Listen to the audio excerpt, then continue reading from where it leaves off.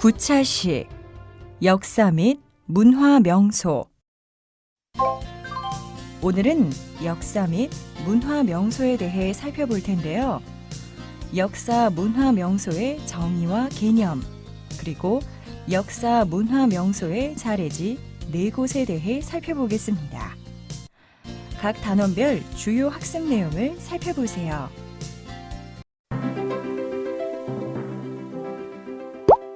1.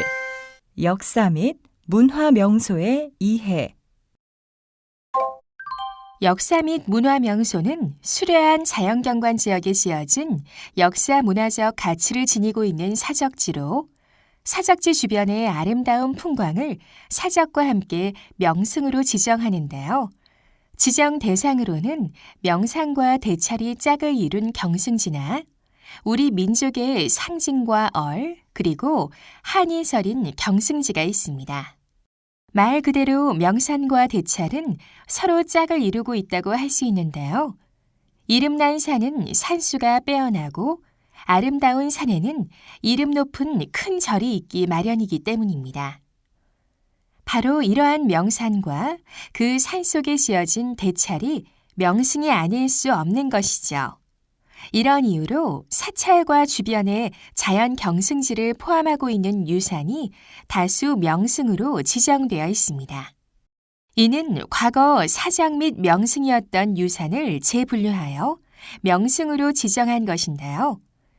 예를 들어 속리산 법주사 일원의 경우 1966년 사적 및 명승 제4호로 지정되었다가 2009년 명승 61호로 재분류 및 지정되었습니다. 이처럼 사적지 주변의 아름다운 풍광을 사적과 함께 명승으로 중복하여 지정하는 것은 사적의 보존과 활용을 위해 매우 바람직한 일입니다. 실제로 속리산 법주사 일원 명승 지정은 법주사와 같은 유명한 사찰을 효율적으로 보존하고 주변의 경승지를 조화롭게 가꾸어 속리산을 국민이 더욱 즐겨 찾는 장소로 친밀하게 만들고 있습니다. 명산과 대찰뿐만 아니라 단종의 한과 슬픔이 서린 영월 청량포와 부여 부소산 서쪽 기슭의 백마강에 있는 나루터 일대를 뜻하는 구들의 일원같이 우리 민족의 상징과 그리고 한이 서린 경승지 역시 의미 깊은 역사 문화 명소입니다. 현재 역사 및 문화 명소 중 명승으로 지정된 유산으로는 다음과 같이 총 9개의 역사 및 문화 명소가 있는데요. 그중 다음의 4개의 사례지에 대해 살펴보겠습니다. 2. 역사 및 문화 명소 사례지.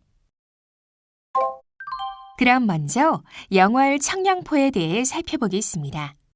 명승 50호로 지정된 영월 청량포는 크게 다음의 3가지 키워드로 살펴볼 수 있는데요. 지금부터 키워드를 중심으로 살펴보겠습니다. 영월 청량포는 영월의 서강 건너에 위치하고 있는데요. 청량포는 서강이 굽이쳐 흐르면서 만들어진 요새와 같은 곳으로 말굽처럼 휘돌아 나가는 서강의 물줄기는 오랜 세월 동안 산을 깎아 동쪽, 남쪽, 북쪽이 모두 강물로 감싸인 아주 특이한 지형으로 삼면이 강으로 둘러싸여 마치 섬과 같은 형태를 이루고 있습니다. 이처럼 내륙의 깊은 산속에 위치한 이 유형의 땅은 배를 타고 서강을 건너지 않으면 밖으로 나올 수 없는 감옥과 같은 곳입니다.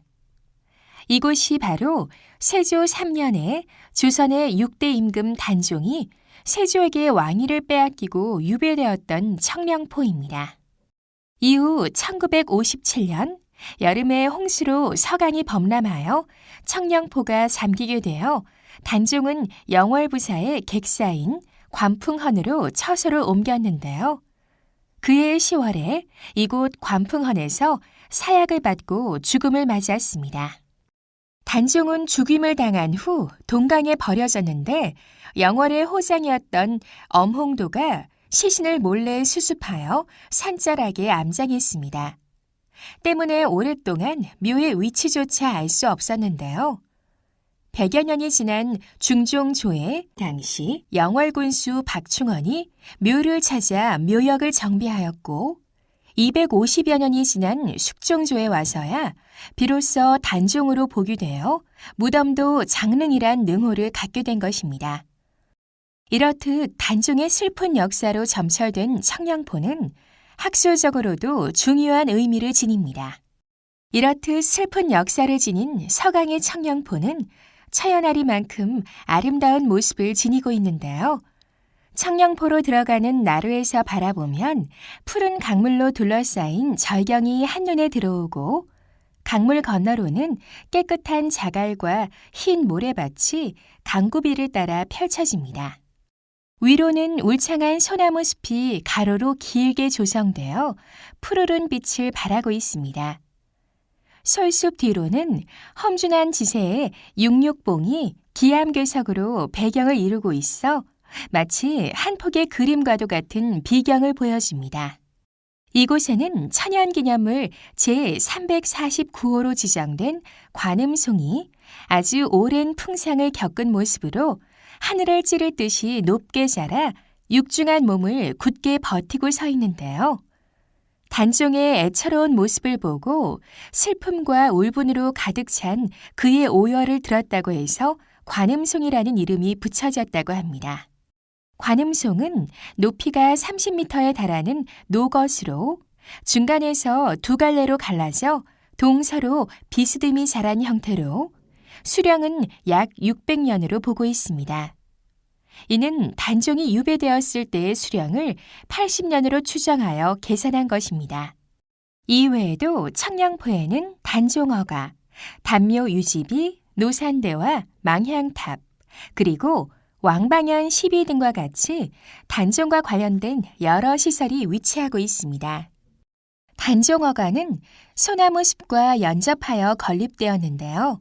2004년 승정원 일기의 기록을 토대로 하여 당시 모습을 재현한 것으로 내부에는 인형으로 단종이 만들어져 있어 역사적 장소성을 잘 보여줍니다. 마당에는 1763년 영조의 친필을 각자하여 세운 단묘 유지비가 서 있는데요. 높이 162cm의 크기로 화강암 비좌 위에 오석으로 된 비신을 세웠습니다. 비석의 전면에는 단묘제본 부시유지라는 글이 새겨져 있어 단종이 청량포에 살았음을 증명하고 있습니다. 그리고 청량포 서측의 능선에는 노산대와 망향탑이 위치하고 있습니다. 망향탑은 단종이 층암 절벽 위에 자리한 노산대에서 한양에 두고 온 왕비를 간절히 생각하며 흩어져 있는 돌을 쌓아 만든 것입니다. 청량포 강 건너 나루 옆에는 단종의 유배길과 사형길에 금부도사로 왔던 왕방현의 시비가 서 있습니다. 그는 왕명을 수행하는 관리였기 때문에 단종에게 내려진 형을 집행할 수밖에 없었지만 마음은 한없는 슬픔으로 가득했습니다. 왕방현의 심정을 담은 그의 시 회단종 이작 시조는 비석에 이렇게 남아 있습니다. 이번에는 속리산 법주사 일원에 대해 살펴보겠습니다. 명승 제61호로 지정된 속리산 법주사 일원은 크게 다음의 두 가지 키워드로 살펴볼 수 있는데요. 지금부터 키워드를 중심으로 살펴보겠습니다. 속리산 법주사 일원이 자리한 속리산은 맑고 청량한 산으로 속세를 떠난 피안의 세계로 불리기도 하는데요. 동서로 이어지는 높은 능선을 중심으로 남쪽과 북쪽으로는 겹겹이 산줄기가 뻗어 있고 그 사이로 여러 개의 계곡이 깊은 골을 이루어 신령스러운 명산의 모습을 여실히 보여줍니다. 속리산은 백두대간이 태백산을 지나면서 내륙으로 꺾여 흐르는 중앙부에 위치해 있는데요. 최고봉인 천황봉을 비롯하여 비로봉, 문장대, 문수봉, 신선대, 관음봉 등 9개의 높은 봉우리로 형성되어 있습니다. 또한 속리산은 1970년 국립공원 관리공단이 지정한 한국 8경 중 하나로 선정되기도 했습니다. 이렇듯 수려한 경치를 자랑하는 속리산에는 기암의 절경 문장대가 있는데요. 문장대에는 큰 바위가 산꼭대기에 올라앉아 있는데 마치 그 모습이 하늘에 맞닿아 있는 것과 같이 매우 기묘한 형태를 보이고 있습니다. 특히 바위 꼭대기에 100여 명이 함께 올라설 수 있을 정도로 거대한 규모를 자랑합니다.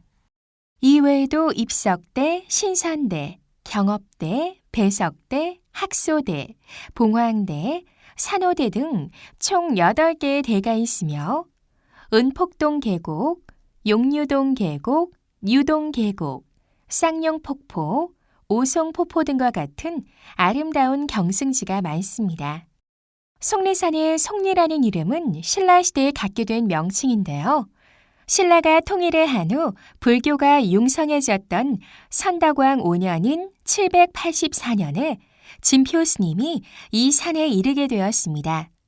이때 산 아래 밭에서 밭을 갈고 있던 소들이 하던 일을 멈추고 진표 스님 앞에 무릎을 꿇었다고 합니다. 이를 본 농부들이 짐승도 저렇게 부처님께 귀의하고자 하는데 하물며 사람들은 반드시 부처를 섬겨야 하는 것이 아닌가 하며 속세를 버리고 진표를 따라 입산하였다고 합니다. 이렇듯 이곳 사람들이 속세를 버렸다는 데서 그 이름이 유래되었습니다. 이 밖에도 속리산은 구봉산, 광명산, 미지산, 형제산, 소금강산 등 다양한 별칭을 갖고 있습니다. 이처럼 순수한 자연으로 이루어진 속리산 안에는 법주사가 자리하고 있는데요. 천황봉에서 관음봉으로 연결되는 능선의 남쪽 지역에 위치해 있습니다. 이곳은 진흥왕 14년인 553년에 일찍이 불법을 구하러 천축국으로 건너간 의신스님이 경전을 얻어 귀국한 후 속리산에 들어와 창선했습니다. 이후 선덕왕 19년인 720년에 중수되었고 지금 남아있는 성물도 모두 이때 만들어졌습니다. 이후에도 여러 차례 건물을 중수했으며 현존하는 목조 건물은 모두 조선 후기에 조성되었습니다. 법주사 경내에는 유명한 국보 제5호 법주사 쌍사자석 등 국보 제55호 팔상전, 국보 제64호 성련지, 보물 제15호 사천왕석 등, 보물 제216호 마의 열애의 상, 보물 제915호 대웅전, 보물 제916호 원통보전 등이 있고 다수의 지정되지 않은 문화재를 비롯하여 주위에 크고 작은 암자가 위치해 있습니다. 이러한 속리산 법주사에는 많은 설화가 전해지고 있는데요. 이 중 조선의 7대 임금 세조와 관련된 설화가 으뜸이라고 할 수 있습니다. 왕위를 찬탈한 후 어린 조카 단종을 죽인 세조는 깊은 마음의 병과 몸에 생긴 피부병으로 고생했는데요. 심신의 병을 고치기 위해 세조는 먼저 속리산으로 비접을 떠났습니다. 세조는 법주사 산내에 복천함에서 3일간 기도를 하고 신미대사로부터 3일 동안 설법을 들은 후 샘물을 마시고는 마음의 병을 고치게 되었는데요.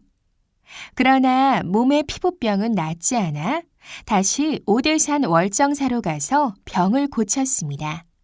또한 천연기념물 제103호인 정의품송은 비접 행차와 관련된 전설을 가지고 있습니다. 세조의 가마인 연이 이 소나무를 지나게 되었는데 가지가 늘어져 있어 연 걸린다고 하자 스스로 가지를 들어 올려 세조가 정의품 벼슬을 하사했다고 전해지는 나무입니다. 그리고 외송리면 장제리에는 대궐터가 있는데 세조가 보온을 지나 속리산 폭의 나지막한 고개에 올랐을 때 노승이 나타나 행공을 지으라고 일러준 곳이라고 합니다. 이 밖에도 세조가 말을 갈아탄 말티고개를 비롯해 미륵땡이, 북바위, 목욕소, 은구석 등에도 왕과 관련된 설화가 전해지고 있습니다. 다음으로 가야산 해인사 일원에 대해 살펴보겠습니다. 명승 제62호로 지정된 가야산 해인사 일원은 크게 다음의 두 가지 키워드로 살펴볼 수 있는데요. 지금부터 키워드를 중심으로 살펴보겠습니다. 가야산 해인사 일원은 1995년 세계문화유산으로 지정된 국보 52호 해인사 장경판전을 비롯하여 우리나라의 삼보사찰 중 하나인 해인사와 해인사가 위치한 가야산을 하나로 묶어 명승으로 지정된 역사 문화 명소입니다. 해인사를 품고 있는 가야산은 남부 내륙의 명산으로 예로부터 조선 8경 또는 12대 명산의 하나로 꼽혀왔는데요. 경상남도 합천군과 경상북도 성주군을 가르는 곳에 위치하고 해발 1430m에 이릅니다. 이러한 가야산은 주봉인 상왕봉을 중심으로 여러 연봉과 능선이 둘러있는 가운데 해인사와 부속 암자들이 자리하고 있습니다. 경상도 지방의 산은 대부분 토산으로 이루어져 있는데요. 가야산만이 유일한 돌산입니다. 이중화는 택리지에서 우리나라의 산을 돌산과 토산으로 구분했는데요. 화강암으로 이루어진 가야산 봉우리의 빼어난 모습과 기암괴석의 안반으로 형성된 계곡의 아름다움을 다음과 같이 예찬했습니다.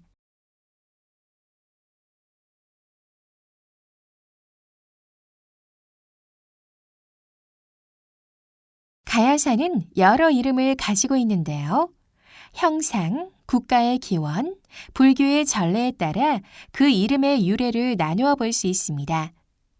먼저 동국여지 승남에 의하면 가야산은 그 형상이 소의 머리를 닮았다 하여 우두산이라 불렀으며 상왕산, 기달산, 중향산, 설산이라고도 불렸습니다. 그리고 고대 국가 대가야국에서 비롯된 것이라 전해지기도 하는데요. 이 지역에서 가장 높고 국가의 기원에 관한 전설이 있는 산이기 때문에 가야의 산이라는 의미로 지어진 명칭이라는 것입니다. 마지막으로 불교 전래 후 우두산이 가야산으로 불렸다고 하는데요. 범어로 가야는 소를 뜻하는데 불교의 전래 이전에 우두산이라 불리던 산이 가야산으로 바뀌게 된 것이라고 합니다. 또한 인도의 불교 성지이며 부타의 주요 설법처로 신성시되는 부다가야 부근에 위치한 가야산에서 유래하여 가야산으로 불린다고 전해지기도 합니다. 지금까지 살펴본 가야산은 해인사를 빼놓고는 말할 수 없는데요. 화엄 10찰 중 하나인 해인사는 802년에 순흥과 이정이 창건했습니다. 우리나라 대부분의 사찰이 그러하듯 해인사 또한 창건된 뒤 수차례의 중흥으로 이루어졌는데요. 해인사는 창건 이후 7차례의 큰 화재를 입었는데 그때마다 곧바로 보수되었으며 현재의 건물들은 대부분 조선 마렵에 중건되었습니다.